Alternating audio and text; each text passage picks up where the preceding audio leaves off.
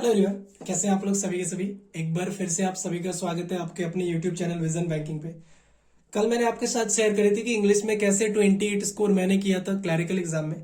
और बहुत सारे कमेंट्स वहां पे आ रहे थे कि सर क्वांटिटिव एप्टीट्यूड का बताओ कि क्वांट में कैसे स्कोर किया जाए। तो मैं अगर आपको अपनी बात बताऊं तो मैंने क्वांटिटिव एप्टीट्यूड में 3 बार 35 आउट ऑफ 35 स्कोर किया है। आईबीपीएस क्लर्क, एसबीआई क्लर्क को अगर मिला दूं तो दैट मीन्स क्लैरिकल एग्जाम में मैंने 3 टाइम्स स्कोर किया है।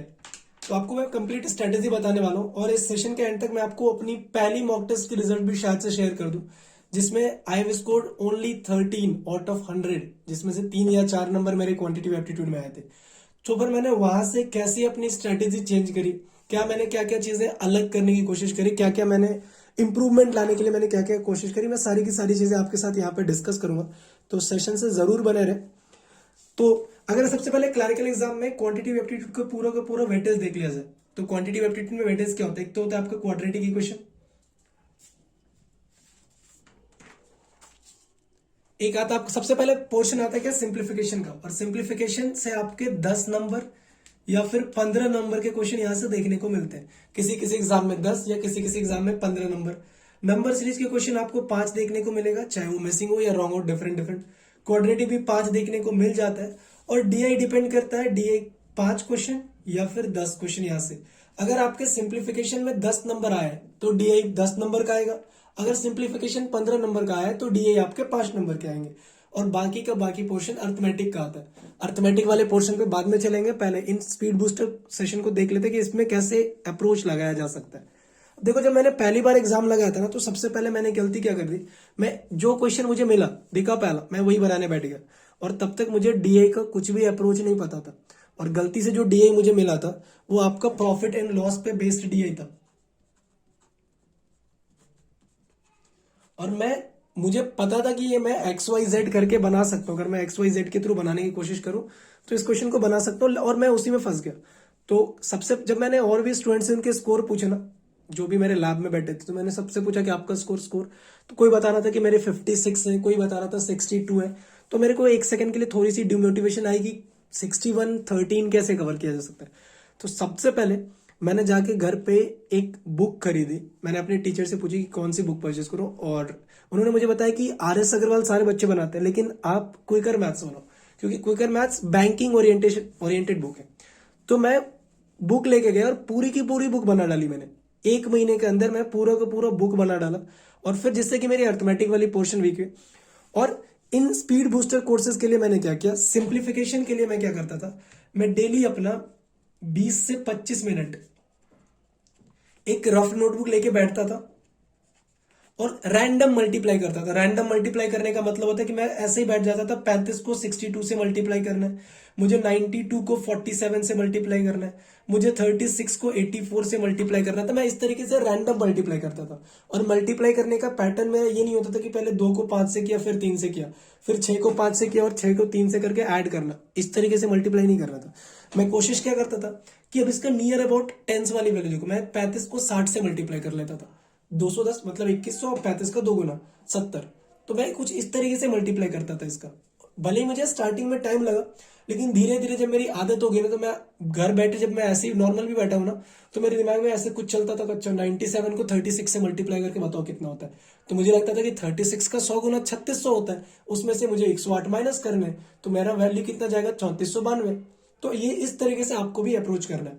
तो डेली का मैं बोलता हूँ 20-25 मिनट अगर आप इसको दे रहे हो ना सिंप्लीफिकेशन को, तो आप एग्जाम में आराम से ये क्वेश्चन 2 से 3 मिनट के अंदर, क्लरिकल कैडर वाला जितने भी एग्जाम होते हैं,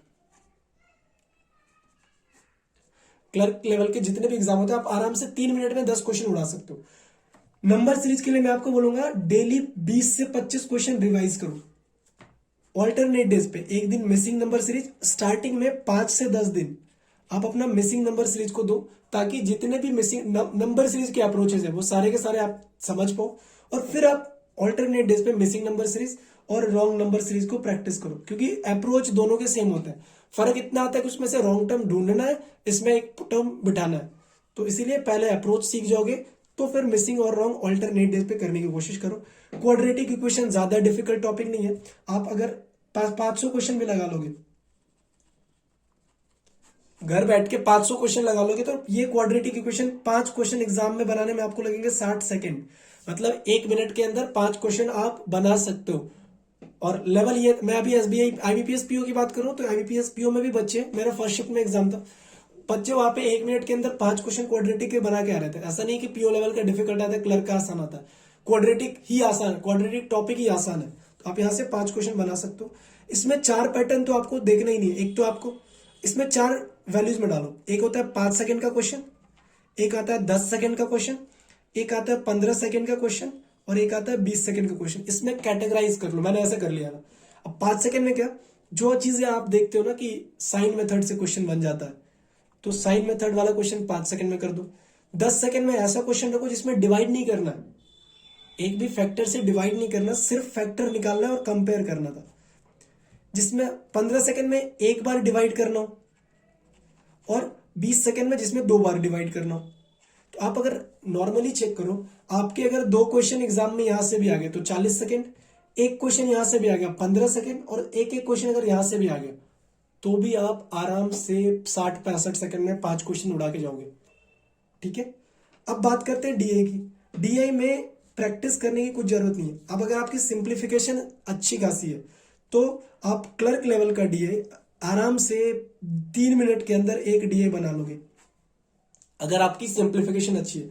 क्यों? क्योंकि डीआई में क्लरिकल लेवल में कुछ ज्यादा डिफिकल्ट जाता नहीं है। क्लरिकल लेवल में क्वेश्चन क्या पूछेगा आपसे, रेशियो पूछेगा, परसेंटेज पूछ लेगा, आपसे एवरेज पूछेगा, तो या फिर डिफरेंस पूछ लेगा। तो एक बात बताओ, रेशियो निकालने के लिए मान लो अगर ए और बी का सम का रेशियो कैलकुलेट करना है सी और डी के सम के साथ, तो आपकी सिंप्लीफिकेशन स्ट्रांग होगी, तभी तो आप ओरली कैलकुलेट कर पाओगे। एवरेज में आपको 4 बार ऐड करना है, 4 चीजों को ऐड करके एवरेज निकालना, फिर वही चीज है कि सिंप्लीफिकेशन अच्छी होनी चाहिए। डिफरेंस वही बात है कि प्लस माइनस कितना अच्छा है। तो डीआई के लिए मैं सजेशन दूंगा कि ये सिंप्लीफिकेशन वाला पार्ट जो अपना जितना स्ट्रॉन्ग कर लेगा, उसके लिए डीआई क्लर्क लेवल का उतना ही आसान बन जाएगा। और अगर क्लरिकल एग्जाम की बात करो तो आपको यहाँ पे 3 मिनट मैक्सिमम देना है सिंप्लीफिकेशन में, 2 से 2.5 मिनट आपको देना है एक नंबर सीरीज है 5 क्वेश्चन 5, यहाँ पे आप दे दो 1.5 मिनट, मतलब 1.5 मिनट, और यहाँ पे 2.5, तो देखो 3 और ये 4 7, यहाँ पे 2 डीआई बनाने में 6 13, पहले 13 सेकंड में मैं एक ऐसा एवरेज बना रहा हूँ जो एक बिगिनर बच्चा भी कर सकता है। तो पहले 13 मिनट में आपने कितने क्वेश्चन बना लिए, कैलकुलेट कर लो, 25 क्वेश्चन। अब आपके पास 7 मिनट में 10 क्वेश्चन बनाने को होगा, और अगर आप 7 मिनट में 7 अर्थमेटिक भी बनाओगे तो 32 क्वेश्चन आराम से हो सकता है। अब मैं बात करता हूं कि अर्थमेटिक, अर्थमेटिक तो बहुत बड़ा टॉपिक है। इसमें आपको अर्थमेटिक की अगर बात करोगे तो वेरियस टॉपिक है, percentage, profit and loss, SI CI, average, ratio proportion, partnership, ages और मिक्सचर रिलेशन। ये एक ऐसे टॉपिक्स हैं जो एग्जाम में डुएबल होते हैं। अब कुछ बच्चे बोलेंगे सर टाइम एंड वर्क भी डुएबल होता है, लेकिन टाइम एंड वर्क में कुछ क्वेश्चंस आपको ऐसे मिल जाएंगे एक्स और वाई रिलेटेड, अगर दे दिया तो फिर वहां पे फंस जाओगे। तो कोशिश करना पहले इन वाले पार्ट्स को करने की।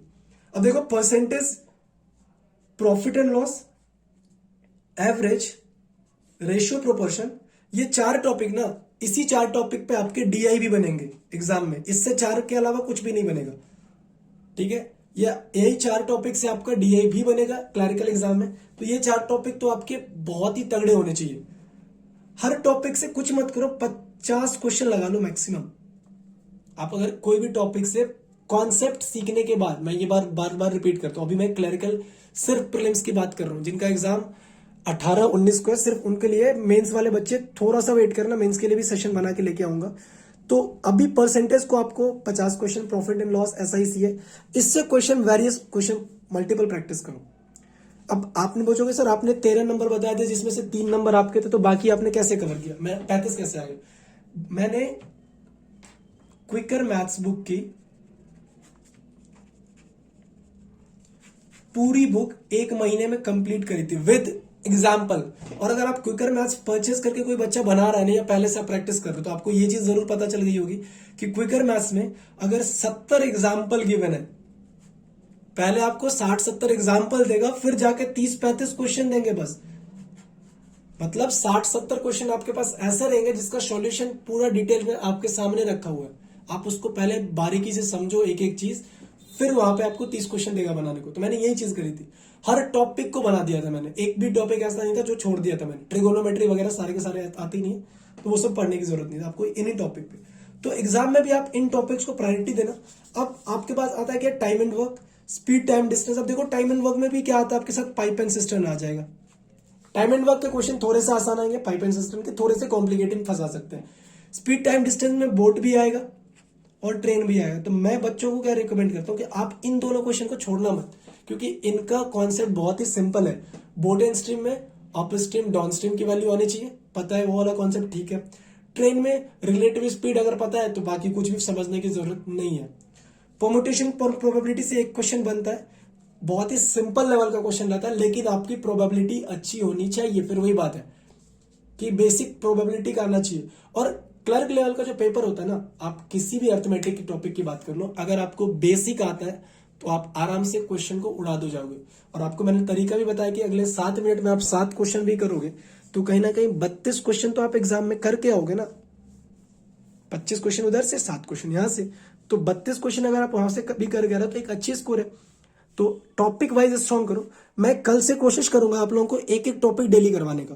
परसेंटेज, प्रॉफिट और loss, SICI, average, ratio proportion, partnership, ages और मिक्सचर एलिगेशन। अब इस टॉपिक में भी आप चेक करोगे तो रेशियो प्रोपोर्शन, पार्टनरशिप और एजेस, पार्टनरशिप को थोड़ा सा साइड करो, रेशियो प्रोपोर्शन और एजेस, ये सेम टॉपिक है, सेम कॉन्सेप्ट के साथ दोनों के दोनों टॉपिक काम करते हैं। तो ये दोनों आप आराम से बना सकते हो। तो एक दिन रेशियो प्रोपोर्शन एजेस कर लेंगे, percentage, profit and loss, SICI, time and work ये करेंगे। Time and work, speed, time, distance, permutation, combination को मर्ज करके 2-3 क्लास में मिक्स क्वेश्चन करके मैं आपके साथ डिस्कस करूंगा, सो दैट कि किसी भी लर्नर्स को कोई टॉपिक ना छूट जाए। लेकिन अगर आपका टॉपिक स्ट्रांग है तभी फॉलो करना, अगर नहीं है तो आप इन टॉपिक्स को, percentage, profit loss, SICI, average, ratio proportion, partnership, ages और मिक्सचर एलिगेशन, इसको स्ट्रांग करने की कोशिश करो अगले 10 दिनों में। 10 दिनों में आप 10 टॉपिक कर सकते हो। थोड़ा सा टाइम लगेगा ना, क्या हो जाएगा, अभी 8 घंटे सो रहे हो, 6 घंटे सोना स्टार्ट कर दो, 2 घंटे में एक टॉपिक करने की कोशिश करो। और देखो मैंने इंग्लिश में क्या बताया था कि मल्टीपल एजुकेटर को फॉलो करो, लेकिन मैं क्वांट में बताता हूँ कि मल्टीपल को फॉलो मत करो, आप एक सोर्स पकड़ो कोई भी, ठीक है। एक सोर्स कंप्लीट कर लो। प्रीलिम्स के लिए, मेंस के लिए क्या करना, सोर्स वही रखना, क्वेश्चंस चेंज करते जाना। हर एजुकेटर की क्वेश्चन उठाओ, वीडियो हर एजुकेटर की देखने की जरूरत नहीं है, एक एजुकेटर की कंप्लीट वीडियो देखो और हर एजुकेटर का PDF वाला PDF उठा लो, फिर बनाओ एक एक क्वेश्चन, क्योंकि क्वेश्चन का लेवल चेंज हो जाएगा, क्वेश्चन के पैटर्न चेंज हो जाएंगे, क्वेश्चन का कॉन्सेप्ट चेंज नहीं होता क्वांट में, ठीक है। और इसमें हर एजुकेटर आपको हर एक टॉपिक कवर करवा रहा होता है। तो मैं देखता हूं अगर मेरे पास वो 13 मिनट 13 वाला नंबर वाला मिल जाएगा PDF, तो I will share with that. तो होप सो कि आप सभी को ये वाला पैटर्न समझ में आया होगा। आप लोग भी इसको 10 दिन फॉलो करके देखो, अगले 10 दिन में सबका पेपर है, 18-19 को पेपर है, तो आज 6 तारीख हो रहा है, 10-11 दिन आपके पास टाइम है। एक बार जरूर इसको फॉलो करके देखिए, बहुत ही बेनिफिशियल होने वाला है। क्वांट में 35 आउट ऑफ 35 में बार बार बोलता हूँ कि क्वांटिटेटिव एप्टीट्यूड डुएबल टॉपिक होता है, आराम से 35 कर जाओगे। बच्चे रीजनिंग में भी करके आते हैं, बच्चे इंग्लिश में भी करके आते हैं, बट हर बच्चा इंग्लिश में करके नहीं आएगा, हर बच्चा रीजनिंग में करके नहीं आएगा, लेकिन अगर कोशिश करोगे तो हर एक लर्नर क्वांटिटेटिव एप्टीट्यूड में आराम से 35 में 35 स्कोर कर सकता है। तो ये मेरी स्ट्रैटेजी थी जो मैंने अपनी प्रिपरेशन टाइम पे फॉलो करी थी। होप सो कि आप सभी को कहीं ना कहीं पसंद आई होगी, कहीं ना कहीं आप इसको फॉलो करके देखिए, डेफिनेटली बेनिफिट लगेगा आपको। लेकिन हाँ, ये चीजें करनी होंगी। सिंप्लीफिकेशन में 20 मिनट मतलब 20 मिनट देना है आपको। अगर नंबर सीरीज की बात करूं, आपको पहले 5 दिन में, अभी 10 दिन तो यानी पहले 5 दिन में पूरे के पूरे लॉजिक समझने होंगे, पूरा का पूरा पैटर्न आपको एक बार में समझना है। क्वाड्रेटिक इक्वेशन 500 क्वेश्चन लगा डालो, कोई दिक्कत परेशानी नहीं है। अगर आपको नहीं मिलता है तो आप टेलीग्राम चैनल ज्वाइन कर लो, मैथ्स मैजिक। डिस्क्रिप्शन बॉक्स में आपके साथ लिंक भी है, यहां पे आपके साथ 500 क्वेश्चन की PDF पड़ी है क्वाड्रेटिक इक्वेशन की। मैं जब टू डू लिस्ट करवा रहा था तो मैंने आप लोगों के साथ शेयर करी थी, तो यहां से आपको मिल जाएगा। तो ज्वाइन जरूर कर ले टेलीग्राम चैनल को, और अगर अभी तक आपने इस चैनल को सब्सक्राइब नहीं किया तो सब्सक्राइब कर लो, दोस्तों के साथ शेयर कर दो, सो दैट कि आने वाली जितनी भी वीडियोस है आप तक टाइम टू टाइम पहुंचती रहे। बेल आइकन को प्रेस कर चुके होगे तो नोटिफिकेशन भी आ जाएगा, अगर नहीं किए तो कर लो, मेरी रिक्वेस्ट है आपसे, ठीक है। तो see you in the next video guys, till then take care, bye bye, thank you and all the best for your preparation. Hope so आप अपनी तैयारी बिल्कुल बूस्टअप करके चलो। और एक चीज और है, अभी ऑफिशियल नोटिफिकेशन नहीं आया है, माइट भी आपको 2000 से 2500 वैकेंसी एड ऑन देखने को मिल सकती है पीएनबी की तरफ से। अभी ऑफिशियल नोटिफिकेशन नहीं है, कुछ क्लैरिटी नहीं है, बट बातें जो चल रही है यूनियन के थ्रू, उसके लिए बताना चाहूंगा कि 2000 से 2500 वैकेंसी एड ऑन हो सकती है। तो तैयारी ऐसा ना हो कि आप तैयारी थोड़ी सी से चूक जाओ और आपका रिजल्ट मिस हो जाए। तो मिलते हैं नेक्स्ट वीडियो में। Till then take care, bye bye, thank you.